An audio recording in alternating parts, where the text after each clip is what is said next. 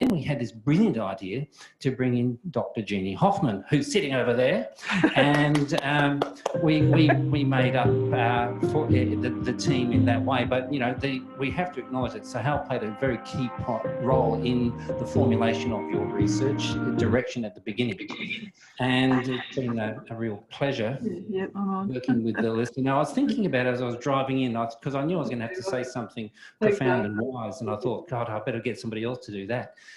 But what I thought, I'm really lucky to have fantastic PhD students. Hug time. Okay, they are fantastic. And I was thinking, what is it about that makes me so fortunate? And it's because people like Elissa care very much about the world. You come from the so-called real world, you might say. It's not the ivory tower world. And you're coming with a cache of deep experience, some of which you've showcased in the introduction to your PhD thesis and so on. But you also come with just a big heart, but also with the skills that I don't have to teach you. I didn't have to teach you how to project manage and how to do all these other things. So, you know, I get to sit in the back seat almost and just say, you're going next type thing. And because I can trust you to do the legwork, to have the energy and the vision, and you know where you're going because you've actually got a real world problem that you've been wrestling with and you wanted to take it further. And that's something that I think is quite common for most of my PhD students, and I'm really fortunate in that. Futures, I think, attracts that. So this commitment to optimal futures, to alternatives, to creativity, innovation, and all those things. So, you know, I'm sure that Jeannie and Christian would both agree that it's been, you know, it's look no hands almost, you know, it's kind of like, it's been wonderful working with you, Elissa. And I'm not going to say anything about your project because I know it's all there in the PowerPoint. I just wanted to affirm you as a wonderful human being and a worthy PhD student and worthy doctorate when you've got it very shortly. So thank you. Thank you. Is that enough? Okay. Thank you, Marcus. That's really beautiful. Okay, I believe I need to stand close by here so that everyone can see me as well. Is that right, Charlotte? Yeah, excellent. Okay, let's go.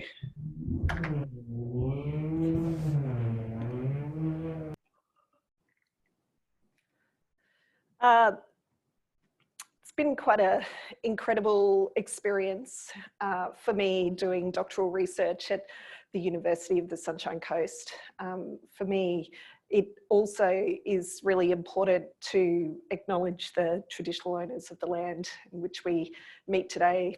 I also, when I was preparing for this presentation, wanted to acknowledge also the traditional owners of the other lands that I actually gathered data as well. So this journey of doing doctoral research has not only taken me to other parts of Australia, but it's also taken me to Mexico City, it's taken me to Finland, it's taken me to Bangkok a couple of times, some very good basil cocktails there that Jeannie and I had once a long time ago.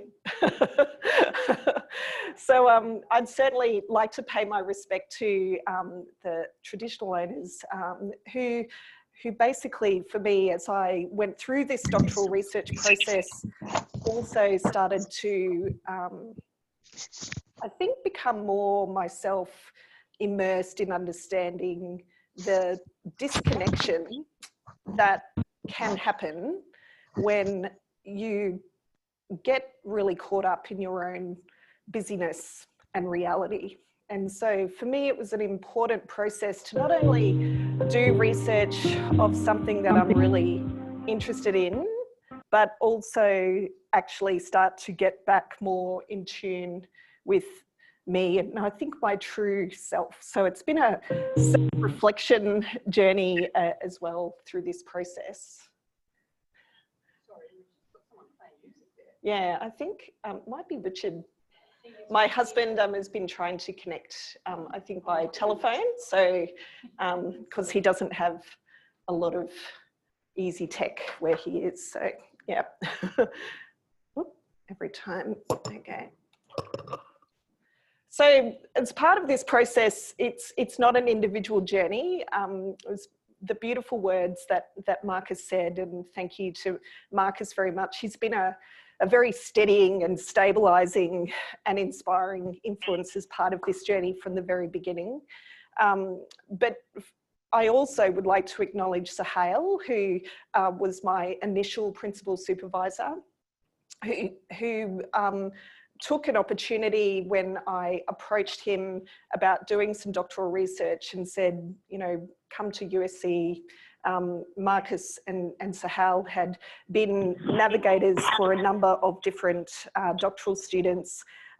Marcus introduced me to Christian Jones, who brought with him a richness of experience that for me in the formation part of my thesis process really set me up for the remainder of my journey. And then having Jeannie, who has been in my world for some time now as a good pal, just sparking when I was talking about doing a doctorate in the first place, said, what about futures? And she'd had some really good experiences in that area. And she told me about a workshop that Sahel was running a number of years ago that I went along to, and it did spark the interest. But that's the supervisor layer. The heart layer relates to Richard, my husband, who unfortunately wasn't able to be here in person today, but my mum, Dot, who's here as well, who we had a fun night last night at Tanawar at the Budrum Fiesta Motel as a nice way of sort of shaping up a really nice event, which is today with Jeannie and Peter, who were also there. And also wanted to acknowledge my friends, both near and far, a number of them who have dialed onto this call today, because they have been my rocks through this process as well. So, but since this is a qualitative doctorate by publication, I can't not acknowledge the 141 participants who are featured as part of this doctoral journey.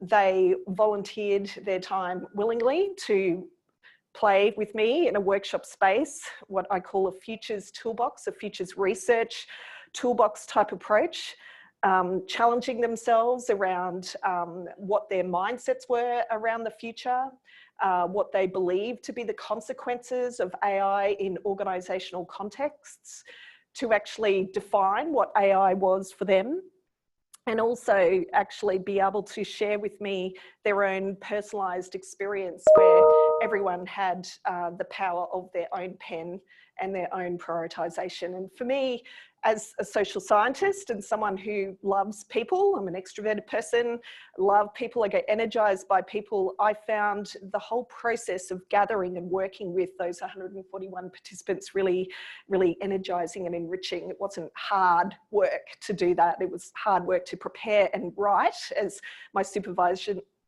team would know, that some of the articles just left me perplexed with how I would actually generate something that was insightful, but I really believe that I have, and that's pretty cool sort of thing to have. Oh, doesn't seem to like, okay. So the motivation for undertaking the research, so a couple of my friends who may be in the Zoom audience may, in particular, my friend Rebecca might recognise this little Lego figure. It's not an actual Lego figure, but there was a really sort of crappy thing that happened on one of my clients back in, I think it was 2017. And it really was a wake-up call for me to give back to myself. I had realised through this process of being very caught up in the whirl of busyness, and also some things that I'd sacrificed to some what I'd called held trauma that I'd had through my life. It was sort of triggered off again with a workplace incident where it was basically sort of bullied at work on a client site. I'm meant to be the expert consultant, and it was really, really sucked. And so I realized through that, I was thinking, what am I doing? Like, what am I doing when simple things, changes that should be simple in organizational settings, still don't go well? And I thought, oh gosh, what's going to happen as we bring in different forms of technology that start to challenge the whole concept of human as a central part of work with AI. And back in 2017, it was prolific information coming through in relation to potential sacrifices of job loss, major disruption in workforces, what does that all mean? And I thought, this is really contemporary. And years ago in the 90s, I'd done a master's degree and I'd always thought I'd like to do a doctorate.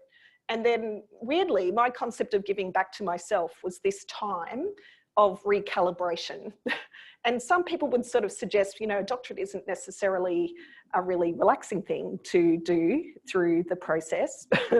Like maybe you could take up yoga or, you know, do some amazing twirling like your kids do, Sam, a trapeze work or something. But for me, what I needed to was to give back to myself some time and some space, and to actually start to break some of these cycles that had sort of held on to me for some time now, and just get out of this busyness.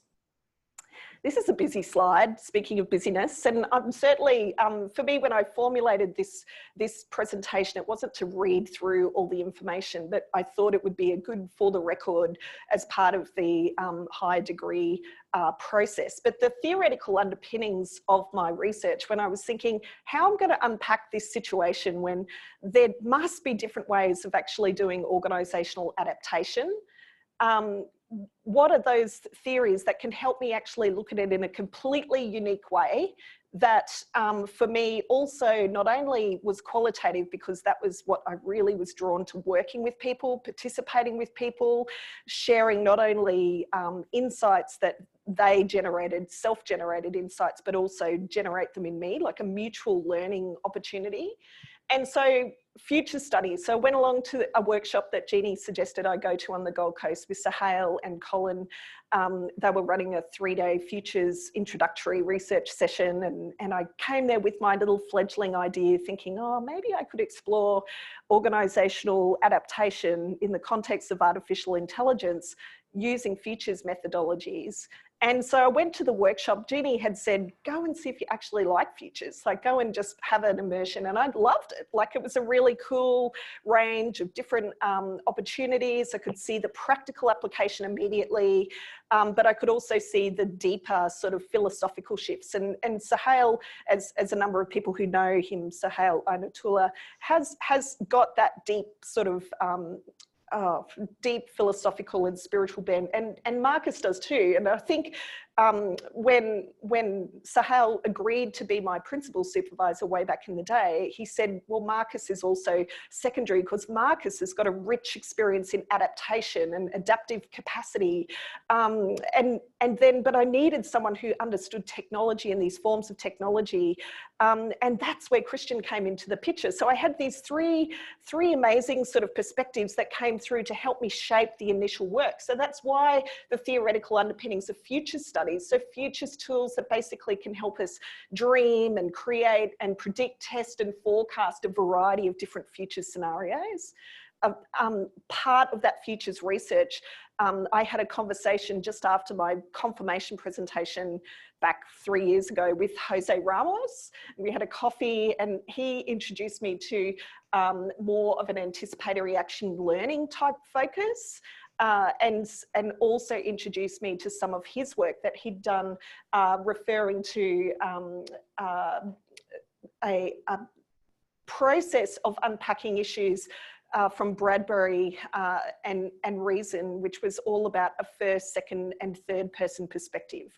And it fitted nicely within anticipatory action learning, which means to basically be something where we're questioning, we're creating. It's a highly participatory type process.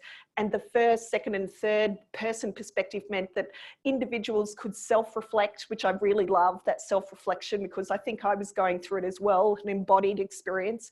The second person where they share and collaborate and form new knowledge together. And the third, which is putting it more in that community or global sort of context. And that's what the papers were about, the publication starting to form through. I also couldn't ignore, of course, the legacy of the change management body of knowledge. I'd recently, to fit my doctorate into my life, I'd rolled off the Change Management Institute's global board. It's a professional association for change managers. And so I had that sort of rich understanding of some of those broader change processes, but they all seemed linear and they didn't seem, let's call it, warm enough for me to sort of start to sort of think, well, AI is going to be really different. AI adaptation in organization can't just be linear. It's not just simple tech. It's not just updating your website or putting in a new SAP platform. It's something that's different. It's going to change the culture. It's going to challenge leadership. But I needed to find out all of this stuff through these qualitative processes. Also the important thing for me was to make sure, and this is something that, you know, I put in my now collated thesis that's going through, hopefully its final revision processes, is a definition of AI. People in the early stages were saying, oh, which one are you going for? Are you going for robotics or computer vision or deep learning? What are you doing? And I said, actually, I want to be a bit more neutral, because I wanted participants to basically define it themselves, what they thought artificial intelligence actually was. And in one of the first participatory processes I did in Bangkok at the Asia Pacific Futures Network, they actually did define what AI was. And that definition was the one that I held for the whole process. Even though at times I would make reference to other forms of specialization within AI knowledge domains, I kept it reasonably high because I also wanted to make sure that the user voice, like the end user voice, not the tech programmer's voice, not the software company owner's voice, not necessarily always the leader's voice, but what is the person on the ground who may or may not have a job at the end of this process, or may need to upskill to utilize AI? What's their definition of AI? And so the definition that we worked with was that AI is defined as a collection of different cognitive programming languages and algorithms that can learn and adapt automatically. And that's what made sense to them. And for the vast majority of participants, those 141 people, as we went through the process, that was confirmed. Every time we had a workshop process, we always went, yep, this is the definition, any changes, any amendments to these processes to make it more of a living definition for people. So as I mentioned earlier, the main sort of research design pieces, it was iterative, so it built on itself. So the very beginning process was focusing around a genealogy of artificial intelligence over 5,000 years. And I remember one of the reviewers from Futures Journal, who actually ended up publishing it, which was really cool, it's my first one, said, 5,000 years, that's a load of rubbish, like, you know, the artificial intelligence. And I thought, well, it's thinking about forms of augmentation in the forms of tools, and intelligence as a form of advantage bring. And that genealogy was wonderful, because it also gave me the opportunity to immerse myself in literature and examples of augmentation of intelligence and artificial intelligence that was very rich in terms of even the insights that came from science fiction. So some of the early people who talked about robotics and indeed came up with terms like robotics or cyborgs were early writers back in the 17th and 18th centuries. And for me, I found that amazing, because I hadn't actually delved into that world. And I see some of my futures colleagues now, like Tom Lombardo, who I had the joy to meet in Mexico City, you know, having whole manuscripts of science fiction films, the impact of that on futures thinking. For me, I use 6 pillars, which is a methodology, an approach to futures that Sahel created quite a little while ago. And the 6 pillars process was a stepped process that sort of, as it goes through a process, it starts with exploration and ends up with opportunities to actually take action. And I love that concept of action and participation. I wanted it to be highly sort of interdisciplinary. I wanted to look at co-design processes, complexity, adaptation, psychology, mindset, but I wanted it to be very sort of humanistic, and I wanted it to honour the voice and agency of participants, and to keep the ethics real front and centre as part of the process. Lots of people I spoke to, and again, you can see just from this slide, if you get your spectacles out, that 141 participants across 6 workshops. There were other data gathering opportunities that happened within the course of this research, but these were the main ones that are featured as part of the actual publications itself.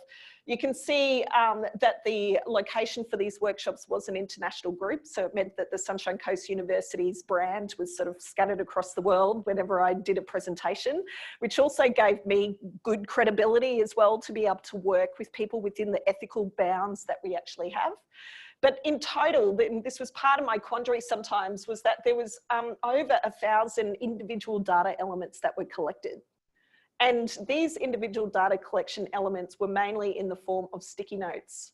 So you can sort of start to understand. I had numbers of conversations with Christian about, you know, what do you think? Like, how can I sort of start to navigate this through? And he suggested Leximancer as one option, and I tried that. But then because they were just shorter, sharper little statements, in the end, it was probably more of my own analysis with a few insights that came through the Leximancer process, which is a qualitative form of technology that Sunny Coast students can get access to.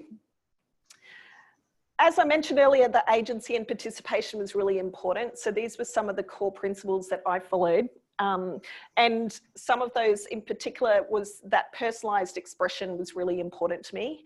I wanted people to have full agency and to have form relationships as part of the dialogue. So processes included individual reflection, as I mentioned, that first person concept from Reason and Bradbury, to the second person small group conversations, third person larger groups, or my own broader interpretation, mashing up different workshop themes together as opposed to looking at one workshop at a time. So it meant that I was able to get a richer piece which was appropriate for anticipatory action learning styles. It was fast paced. There was a lot of looping, iterating, learning and anticipating as part of each workshop. And I sometimes am amazed at just the volume of data that came from different workshops within a short period of time. So for example, one of the workshops, which I'll call workshop 4, the local government workshop, had 70 participants, and I had an hour and a half with them. And you can see how much data was collected in an hour and a half.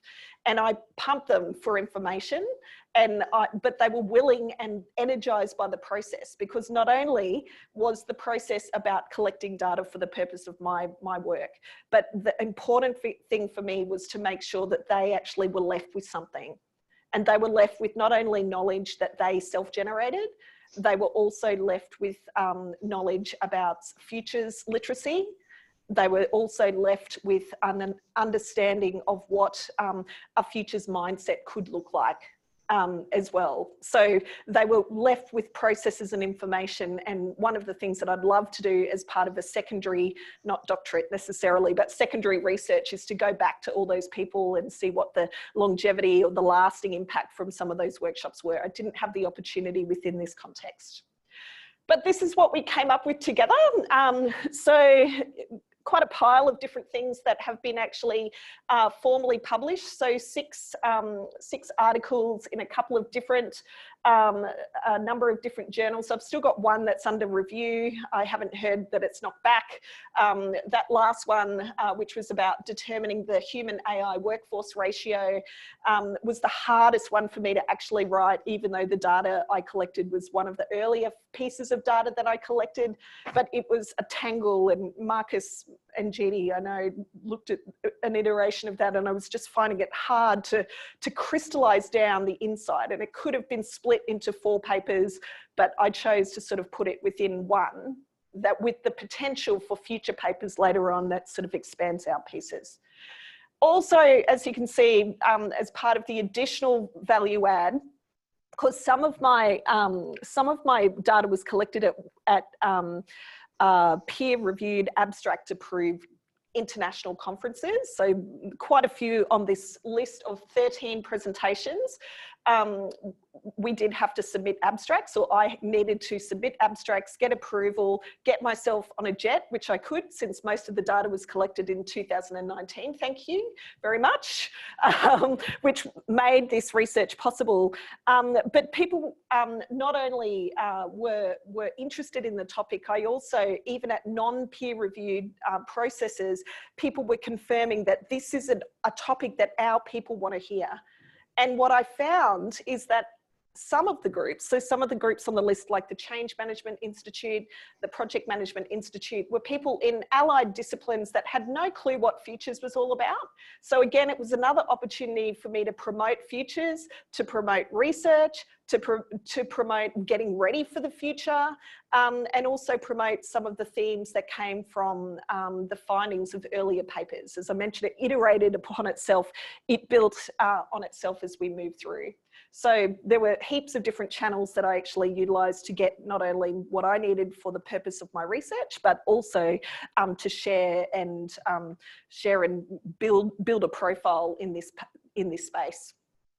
The research questions, the big primary one that I was focused on throughout the journey related to how might AI or artificial intelligence affect future organisational operating model scenarios, and what are the implications for both the approach to adaptation and attributes of those making the future.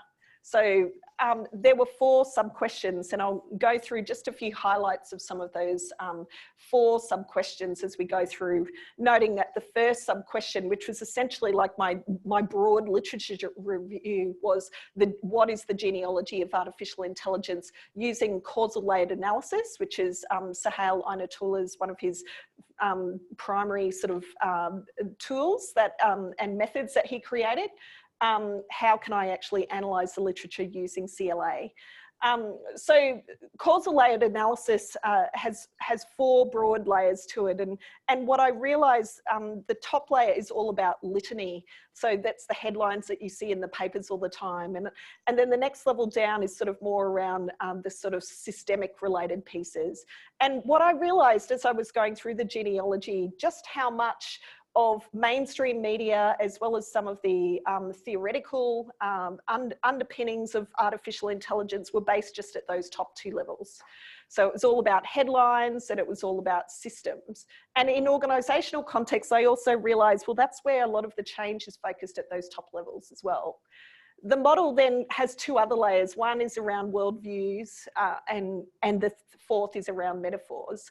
And for me, as I read through other examples of causal layered analysis application, I realised, well, that's really the heart of the whole adaptation process. Like, it's actually, if we can shift the narrative and the worldview, if we can actually shift the metaphors that people have in their minds at the time that organisations are making even decisions on whether they want to invest in artificial intelligence, we can get some shifts there through the process. So what I also found as part of the causal layered analysis process is that that over time, and this is reflected in the conclusion of my thesis, is that there was a shift in the narrative. So the language back in 2017, when the idea for this thesis was triggered, as I mentioned earlier, was about, oh, it's coming, job losses, watch out, it's here, blah, blah. And then as we moved through the process, through the years, it started to subtly shift in terms of talking more about thinking, well, no, it's fine. We're going to re-educate our children. We're going to get our kids learning more about technology and science, and we'll be really ready, and humanities and arts can just go down the pile, which I sort of found really, really sad for me, because in my journey, I'd actually met people who were working in artificial intelligence areas, but in fashion, in art, in music. And I was thinking, this is, you know, to basically divorce some of those concepts just for me felt really, really sad through the process. But then I also heard this language of dominance as well. So especially, I think it was in 2019, China releasing their directions in terms of artificial intelligence and wanting to be the dominant country in the world, as to the US. And so then it seems to be that sort of competitive streaks there, more so. And what's in place is some forms of nice, beautiful, high-level principles, but it's not really meaty enough to actually toughen decisions. Thankfully, at the moment, we're not seeing robots in militarized situations, but that's coming. Drones are here. It's just a matter of time before we start to actually see versions of modern warfare actually not really including humans on the field. but instead having artificial intelligence helping target destruction. So I was left with this through the genealogy, left with this situation, well, there's hope or there's not. Like, it was a polar process. And through this process, I started to think, well, what I could see could happen, and my preference, and making the future means also having the intent out there of what you ultimately look like. And as I'll talk soon, it's about AI can actually be critical to paradise for us as humans.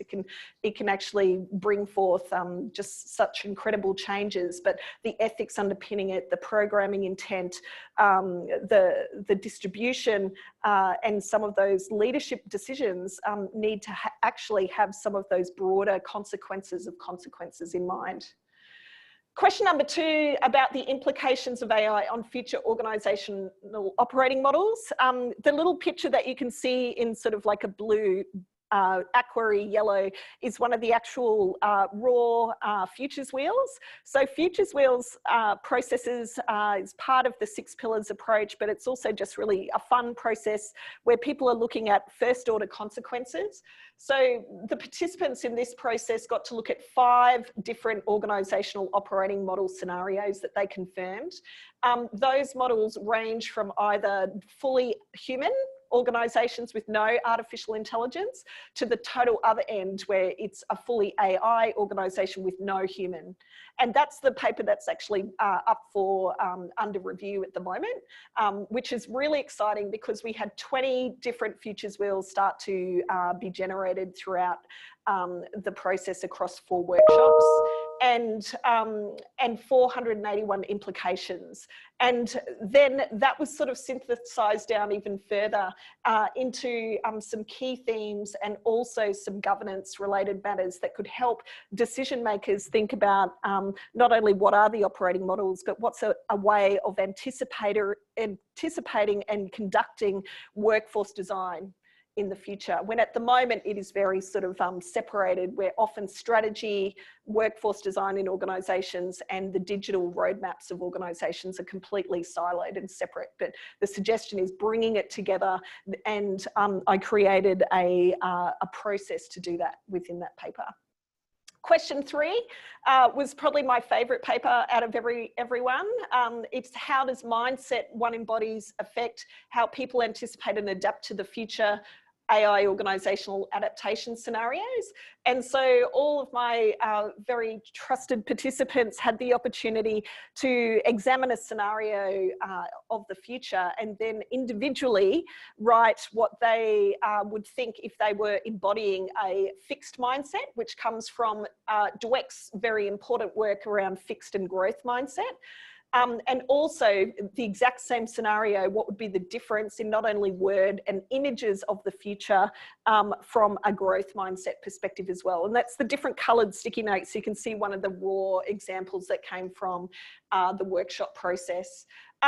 What I found through this process in particular when analysing the information, it meant that for people to feel a sense of anticipation and ability to move towards a future and make their own future, mindset was absolutely critical.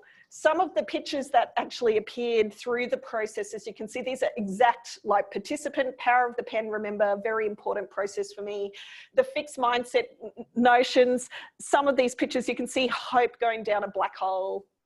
You can see, you know, signs that talk about death, destruction, family impact, losing people's houses. It was really actually when I read through the frankness of what people went through within this workshop process, it was very illuminating. We did fixed mindset first. So from an ethical perspective, I also care about my people who I was participating with. And so the fixed mindset was first, and then we shook it all off. You know, literally Taylor Swift can sort of be a really good role model for that song, if anyone. I'm not a huge Taylor fan, but you know what I mean. And then growth mindset. And you can see some of the actual pictures and images of words are totally different energy, totally different capturing of information. And these were all adults. These were adults where they all had the opportunity to, if they didn't feel comfortable to draw an image, that was totally fine because they had full agency, but they needed to describe it in words. But these processes, and I was really pleased when this work was actually published within an artificial intelligence international journal, because I thought it was really nice that they took a chance on a paper that wasn't necessarily talking about coding or heavy sort of analysis, but actually brought more of a human interest sort of element into their work. And for me, what came through this process is that it's definitely about making sure that the mindset is built within people and maintained within people. But in terms of organisational adaptation, that we're looking outside the edges of the organisation, because loads of organisations are making decisions where this stuff, these pictures, would never be part of their thought processes. They wouldn't really care if the family broke down. They wouldn't necessarily care if someone in some circumstances actually died as a result of the change process. And so for me, this was a really important illumination also for leaders, to make sure that the next question that we focused on was about leaders of the future and what would be some of the primary principles for leaders of the future. And this is where, through a workshop in Bangkok initially, and the Journal of Future Studies, which published the futures perspectives of leaders of the future, what would be the primary principles. This section of a broader paper was later published as a chapter within a book that has just recently been released that Thomas Mengel wrote around leading to the future as well. And for me, leaders, it's about making sure that not only their decision-making shifts and broadens to actually include elements to do with ethics and broader impacts as part of their analysis, but also to understand that in organisational models of the future, the leader may not necessarily be human. And so that, for some people, was a bit of an outlier. But if we're thinking of future models where even now artificial intelligence might be providing advice to people to then take direction, it's thinking, well, what if the leader actually gave you as the staff member the actual work routine for the day? What would that actually mean for you? And what does that also mean for the concept of diversity in workplaces? And for me, as I was going through these processes, and especially with COVID-19 and the Me Too movement and Black Lives Matter and all the things that have happened in this last few years that have been major societal disruptions, I was starting to honestly think, well, we suck at diversity now and inclusive practice within organisations about the human workers due to, you know, race, ethnicity, gender, etc. Why am I looking at this where a robot could be your boss? But I sort of, after my existential crisis last year, I just thought, I've got all this stuff, I'm going to just push through, but just really make sure that human element is incorporated as part of the decision-making processes, which is why for me, leaders of the future need to be able to redefine what leadership and power actually means. And leaders of the future also need to make sure that they sensitively manage emotions and design approaches that have a degree of anticipation as part of them. So it's more than just we'll just install the system and good luck with that. It's actually thinking, well, if we do that, and if workers don't want to change, or if they do want to change, what does that mean for the broader consequences? So leadership definitely was one of the key themes, and it was good to sort of also see as part of this process, quite a number of people in leadership positions actively participating and providing their view. One of the models that came through this process was also just a model that related to extending our adaptation strategies. And this model relates to a three-layered approach where, again, many organisations going through change don't actually consider these three layers. They often don't consider, unless there's a compelling reason, the broader environment. And in artificial intelligence context, given there's a lot of global organisations that have borderless reach in terms of cloud computing and the way that systems can allocate. It's going to need clear leadership and direction from various nations. It's going to also need multi-level governance processes also at the global level. At the moment, we don't have a global standard around AI development. It's more bespoke at the moment, or in-country specific. The adaptation approach, ideally from what all the participants I worked with wanted it to basically be guided by an ethical lens. Ethics is not necessarily part of a decision-making prioritization process for people about what is this cost in terms of human cost too much for us as an organization, or what is the value that we'll actually lose if we do automate a set of people who typically did human functions versus others. They wanted it to be experimental. They wanted to be evolving using insight as well as narrative. And they also wanted to make sure that that empathy existed through the process. So this was one of the sort of tools that came up through the process. The key takeaways before I finalise, first of all, Marcus challenged me yesterday on this, so this definitely is a paper that has been iterating, is that some of the key takeaways for me, as well as making sure that I really understood about the concept of futures with an S on the end as opposed to future, which I had been probably, when I started this journey, I used to say, oh, the future, as opposed to futures, which then just totally opens opportunities up in totally different ways. That for me, participation was confirmed and is key to creating equitable futures. Implications go well beyond the walls of the organisation, and I think in my busyness that I talked about in the beginning of this presentation, and my focus that was narrower in the beginning and now is very open, I realise that organisations have to look outside of the walls of the organisation, and they also have to look at not only structural and economic measures, but definitely biosphere, earth impacts, energy impacts as well. For the actual practice of adaptation itself within organisation, is that I believe that the bodies of knowledge that exist and the principles that exist at the moment that may support the creation of artificial intelligence don't go broad enough. So I think there needs to be more of an extension of those formative guidelines that sort of surround various professional groupings to include anticipatory action learning or futures and foresight as one of the sort of core foundational disciplines of any practitioner.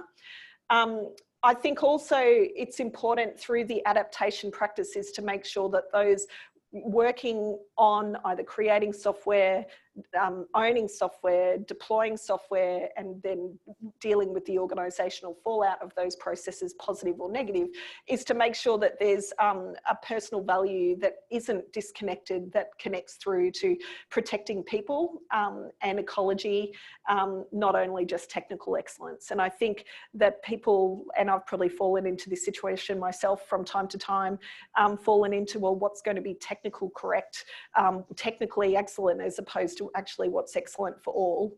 And so it was important for me to make sure that ethics also was encoded into artificial intelligence products, and coding assumptions are transparent. Because we want to be able to argue with AI. We want to be able to argue with decision makers who use AI that may and has, in lots of examples, actually been broken in some regards. I'll skip a couple of items just for time, but I think for futures research, for me, I prefer and think that what the world needs now is more of a practical and actionable type of set of futures.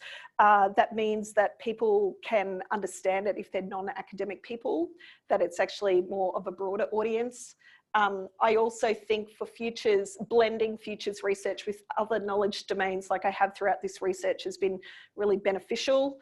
And it actually has enriched not only the futures research component, but also the professional component that may come through, whether you're looking at design or project disciplines or technical disciplines.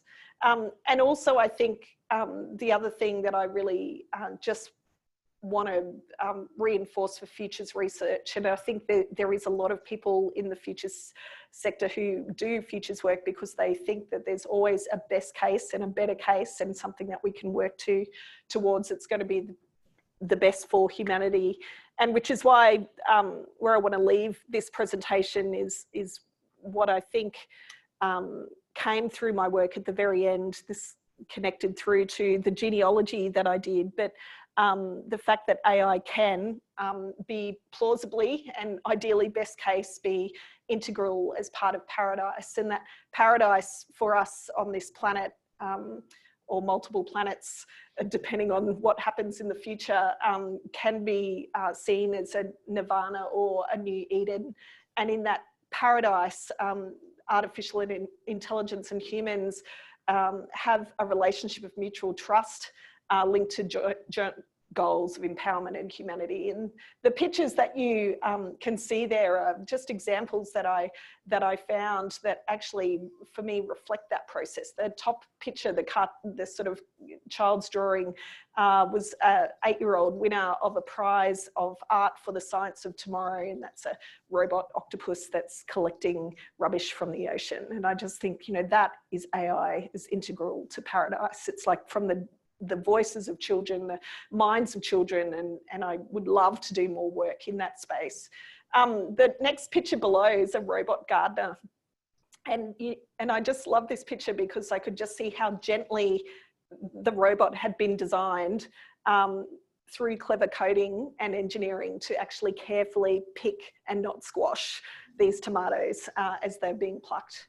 And the last picture, given that I love the ocean, and the ocean has been part of my metaphor throughout this doctoral journey, has been me washing around, almost drowning at times as part of this process, was Stanford's humanoid diving robot, and how we can have incredible opportunities to help with marine research, with supporting scientific pursuits that will actually help us have a better and cleaner planet through the process. So I think that is it. Yeah, I included in this presentation a whole pile of appendices that just came, like, just flick through. These are all the actual practical tools, models, and new knowledge that was generated. And these are things that I think for me, I can use immediately now in my consulting work, or I can easily see how they can actually extend people's practices and give them a different perspective. And that's where I'll leave it today. Oops.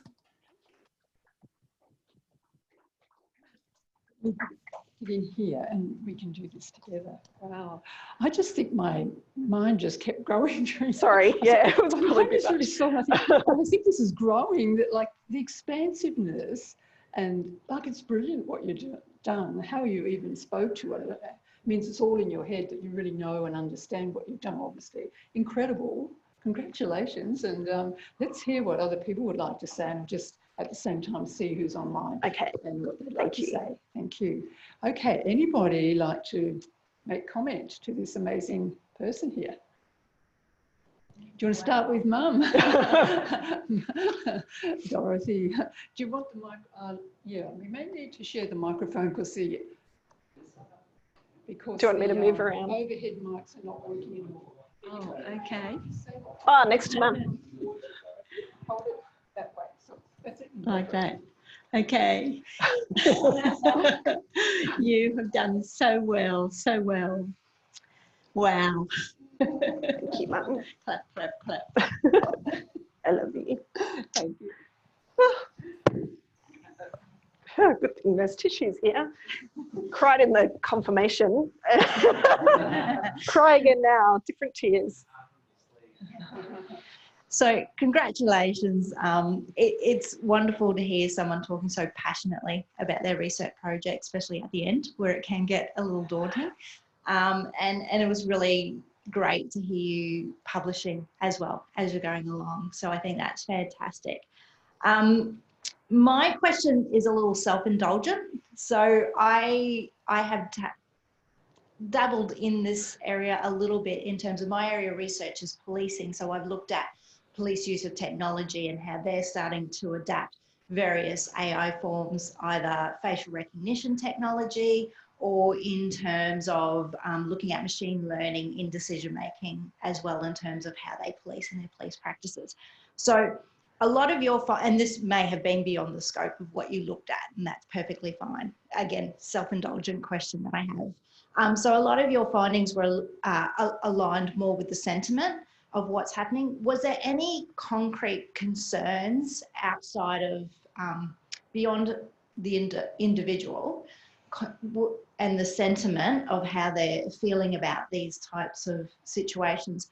Was there any concrete, say, concerns for artificial intelligence within the workforce, out for the not necessarily end users, but for the other end of the situation, or support being used? There was both, and this is, I think, where the futures wheels, the 20 futures wheels that were created, actually were fantastic, because what I got those groups of people to do was to indicate they did their futures wheel, and then they actually got to nominate the consequences that they wish to avoid, or the consequences that they wish to amplify. And so that is eventually where I landed with the futures wheel process, was to not publish the full, like, millions of consequences, but instead show that sort of difference between those that were deemed to be amplify, meaning make happen, deliberately make happen, versus avoid, which, using risk management type language, means that we'll do something to actually stop it from actually happening. So they were very concrete examples for people. And some of them was a mixture of sentiment related matters. The other thing that part of the process, which I didn't actually speak to so much, but one of the papers that I produced was about using the agile project methodology concept of user stories, which you may be familiar with.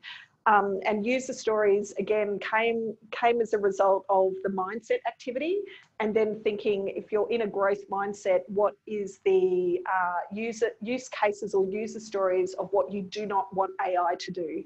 And because they were defined as a user story, which has a very definitive structure about it, which is why it's used in technology project development, there's some very practical examples there.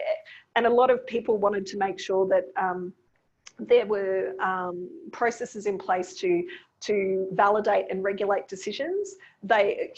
People wanted a choice to be able to choose AI as a service delivery channel versus not choose, and still have a human option to talk to. They also, sorry, okay. Hi, team. Yeah, they also had very definitive rules around making sure that there were some elements that they never wanted to be eroded, to do with the empathy and the human empathy that can come in that working within the grey.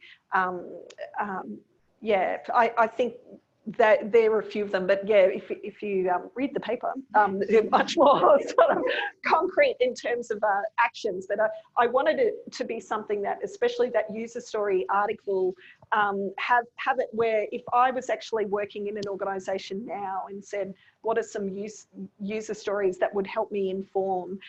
Rarely, in all my experience in working in project disciplines, do people say, what is it we actually don't want the system to do? They might say, what are some of the assumptions we might choose to have out of scope, but a deliberate decision about what do we specifically not want to actually erode in this business or from this system was why I chose it as a really cool mashup between futures and some of those other domains from agile project disciplines. Yeah. Thanks. If I could give people on Zoom a chance, there are some messages there we can read in a sec, but anyone actually want to speak directly to Elissa now? Just unmute yourself if you'd like to. Anybody? Partner, friends?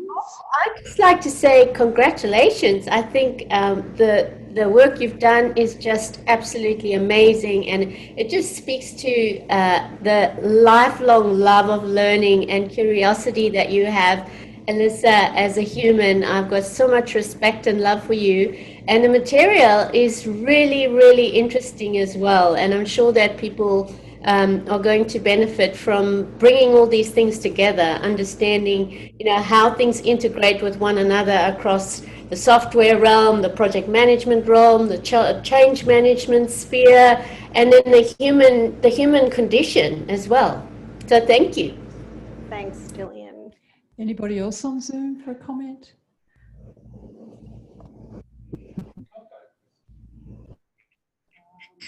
Marta's got her hand up. Just speak, Marta.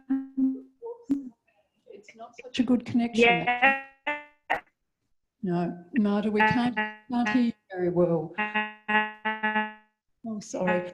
I think you're going to... Hi, Yeah, okay. Look, Okay. Can you hear me now? Yes, yeah, Marta. Good. I have a funny house. There is no connection or bad connection. It's certain facts. Anyway, congratulations. This is tremendous. This is what the world needs right now. So I'm just wondering, have you been or are you aware of the work of Genevieve Bell? Yes, yes, I am. Australian National University, and she is running the brand new School of Cybernetics. Yes. I can send you some info. I have newsletters, just got the other day newsletters about the latest, what they are doing. And their objectives are exactly the same as yours. Yes. And they massive government subsidy, and they are doing a wonderful work. And I think the two of you would be an amazing marriage. Okay, thank you. Yeah, I've heard her speak. Yes. So now she is a powerhouse. She's brilliant. So yeah, I'll send you the contact, the info, and please catch up with them because they would love to see what they're doing, presenting. Thank you. Thank you, Marta. Yeah, they're always looking for staff and students. So yeah, again, congratulations. Thank you. Can we just take the question that's being posed on chat and then come to the room next, if that's okay? Is that okay? Just hold on. So Camilla is asking, I'd love to know more about the ethical relationship of Elissa with her own research. What has moved her to you to study what you did the way you did? Great question, Camilla.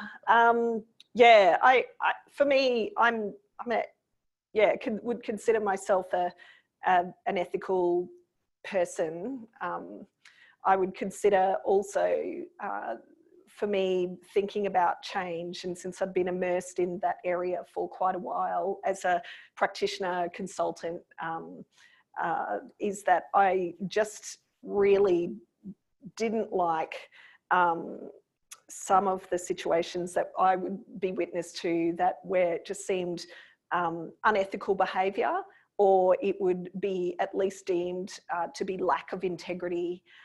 So for me, that essence of me and my view came into this process, and I think was expanded more and more as I started to uncover and work with people about what their in some circumstances secret dreams and hopes and fears were in relation to change of AI in their workplace.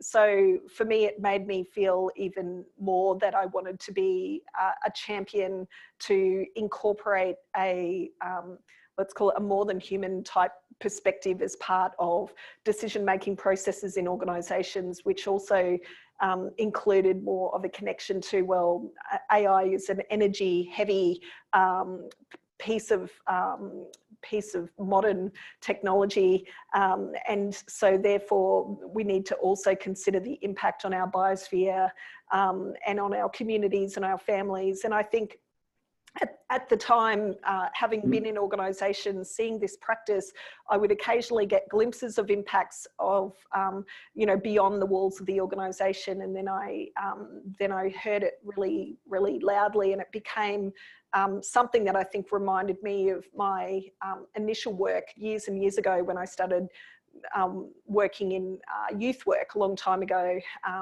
that the youth are our future, but also ethical decisions made today are going to impact on what our younger generations can actually do and be involved with. So it's a really, really tricky answer. I feel like I need a, good cup of tea to sit down and reflect on it, but maybe that's more of my own reflection process after this. But as an ethical person, I really wanted to make sure that the human's voice is not lost, and I see it all the time in workplaces where it's lost. It's not considered. They're thinking of economic drivers or playing lip service to some sustainability measures, for example, in a lot of corporate settings and even government settings. And I just really don't like that. So where I'm going to sort of head from here is going to be interesting, because I think that I probably would not work with some of the clients that I've historically worked with in the future. But then what does that mean for how I'm going to now utilize this new insight that I've got through my doctoral journey? And then, yeah, so I'm going to spend a bit of time doing beach patrol on Stradbroke Island over summer, since I did my bronze medallion earlier in the year, which was another bit of a ridiculous sort of thing to do, but it was awesome. So yeah, if that will actually help me tune up some of this stuff in my mind with my feet in the sand for the summer. So we have the person over here. Yeah. And great to see snapshots from confirmation. Is that on? Is that on? Just make sure. Now is that on? Yes, so I saw you at confirmation and now here. There's so much scope there, but I really came alive when the slide came up about paradise, but it was almost like an aside, oh, and by the way, AI can lead us to paradise. Oh yeah, moving on. So I'm really, really interested in that moment, because working with Marcus and tutoring, I always canvass my students and see what they envisage the future to be. And it's always catastrophe in their minds. And I sort of suggest that, well, we need to actually think about creating the futures that we want.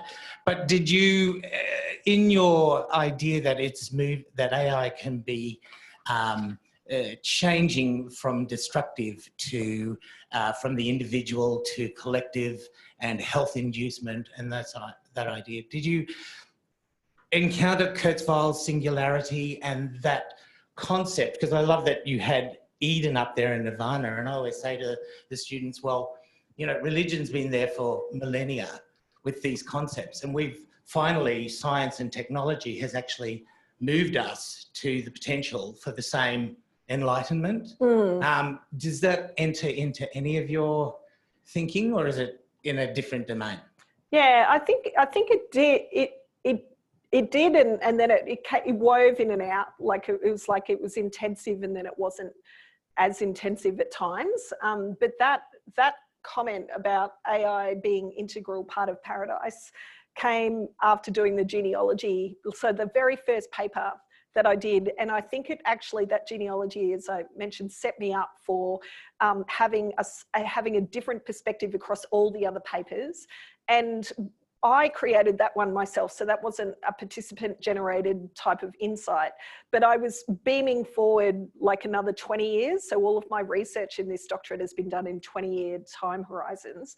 And I thought in 20 years time, and I was just seeing all these guidelines and government standards coming through about AI, good for humanity, and government platforms about ethical use of AI. And I thought, well, if I could extend that further, I did a CLA on that in a 2040 time horizon, roughly, and could honestly see it actually being a turning point where if there was enough, not only litany, but the systems through the governance processes and policy, but if the narrative started to shift and change in a way that actually enabled that more to happen, I could see it actually being more towards paradise. So it didn't, the religious aspect didn't come through apart from some highlights as part of the genealogy piece about where people used to worship sort of deities that had almost like mechanistic forms, and in some cases some early forms of automatrons or robots, early sort of forms of like robots actually did have more godlike process, so it could move arms, legs, head, so people would almost believe that the god was actually alive. That was part of the genealogy article. But I think, again, there's scope to the process, and I always write a decent sort of limitations of the research or what's next sort of as part of the research. And I think that there's definitely something more in that broader spiritual and religious link. There's more in AI and science fiction, but I believe that horse is bolted now from what I'm reading through future circles. I definitely think there's more in the gender field, and I also think that there's probably more in the area of trauma and recovering from trauma, and some of those allied health professionals where they're just starting to dabble in concepts of AI being a form of like psychologist sort of thing. So hopefully that answers your question. But there's, yeah, it's a bit interesting what people are utilising, but yeah. Incredible. All your answers are incredible. I lost mine, but I just This was just false. because we're out of time. Sorry. No, I didn't have a question. Yeah, say something wonderful first. Well, I can't say it was my whole joke, actually. I'm sorry. Just because it's time we really like. That's it. No, I didn't have a question. John, you've got a question. That's okay. So I just wanted to congratulate you. Absolutely brilliant. I don't have as many pretty words as Marcus had this morning, but I really think this is incredible foundational work, and I can see this just growing like a wildfire, and people really taking up on this, and especially moving into the change management space and even the project management world. And you know, the presentation I saw you do with Tom and stuff, I was just absolutely blown away, and just seeing how much this is growing and how quickly, because people are so hungry for what you've done. So really, absolutely brilliant, genius. Congratulations. And yeah, I can't wait to see more. Thank you. Yeah. So. This last comment we take a question. Just one question. Oh. The answers are long. So Thank you. Elissa, wow. I wanted to celebrate the amazing, magnificent, deep and expansive thinking that you've done, but also how aware and balanced you are in your body as well. It's wonderful. All your answers have left me with more questions. And I don't know which one to ask. The ones about global governance, I think I'll ask the shorter one though. And this was asked by a fictional digital superintelligence. Yeah. Can intelligence be artificial? Yes. there's a short. Yes, I think it can, definitely. Yes, I think it can be artificial, and I think intelligence can be anything that we actually think. It can be real and grounded and in the earth, or it can be artificial and in the form of a plastic sticker that we stick on our skin. I think, yeah, it's going to be quite interesting, but yeah, that would be a good thesis to unpack. I haven't heard from Christian yet either. Okay, no, we're really short on time, but I just want the supervisors to have one last comment. Well, thank you. Consciousness has always grown through interaction with our environment. Human beings have manipulated their environment since the beginning of being human. And I think what you're doing is looking at the way that consciousness intersects with management, with organisations, institutions and so on. And to me, that's where the real cutting edge is, because we grow through those interactions. And it's been an absolute treat hearing you summarise it all so effectively. And like Jenny, I just want to say, I'm really looking forward to the next steps, actually. Play the PhD, who's got that out of the way. Do you want to say something, Christian? Yeah, but thank you so much, Elissa. It's fabulous. Elissa, yeah, it has been a real pleasure. The enjoyment, when you have PhD students that challenge you as much as you're challenging them, and expand your mind as much as you're hoping to expand them, that's when it is really enjoyable. And that has been the case, such that even when I've been listening to you, I've been making notes here, because as you know, I'm great at talking. So the fact that I've not been able to talk for an hour and listen to you, I have all these points for where we can take this research.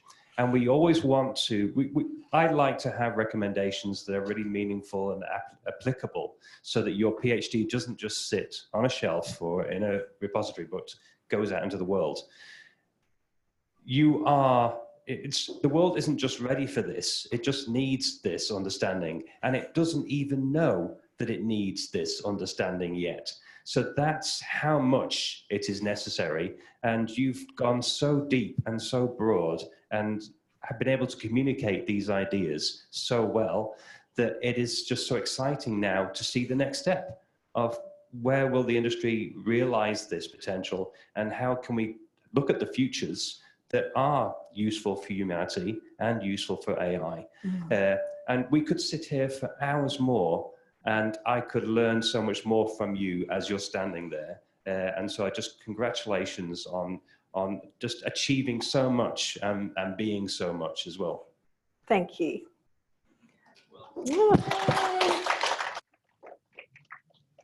Okay, and I think those words really capture your heart and the incredible project. And I'd like to thank everyone on Zoom who came in, giving wonderful support to Elissa, folks in the room, especially Mum, Dorothy, and I think your partner is there, and Yes. a sister, did you say? Yeah, my sister Bonnie. Bonnie? Richard. Yay. So thank you, congratulations, and we'll sign off now. Thank you. Bye, everyone. Thank you.